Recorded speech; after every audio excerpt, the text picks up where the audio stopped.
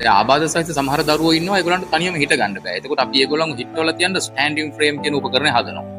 සමහර දරුවෝ ඉන්නවා මේගොල්ලන්ට හෙඩ් කන්ට්‍රෝල් නැහැ. අපි කියන ඔළුවේ කන්ට්‍රෝල් එක නැහැ. එතකොට නමුත් මේ දරුවෝ හිටවල තියන්න කියලා ෆිසියෝതെරපිස්ට්ලා කියනවා. එතකොට මේ දරුවන්ට අපි විශේෂයෙන් හදනවා සුපයින් ස්ටෑන්ඩ් කියන උපකරණය. මේ උපකරණයට අදාළව එයාගේ ඔළුව තියෙන කොටස්, එතකොට දනිස් වලට කොටස් දාලා බෙල්ට්ස්, ෆීඩින් ටේබල් මේ වගේ ඔක්කොම කොටස් මේ උපකරණයේ තියෙනවා. එතකොට හරි පහසුවෙන් දරුවව අදාළ ඇන්ගල් එකේදී අපි හිටවලා තියන්න.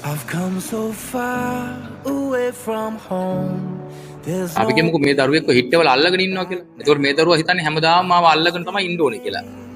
ඒත් එක මේ විශේෂම වාසිය තමයි ඒ ළමයාට හැඟීමක් තියෙනවා දැන් මම තනියම හිටගෙන ඉන්නවා කියලා.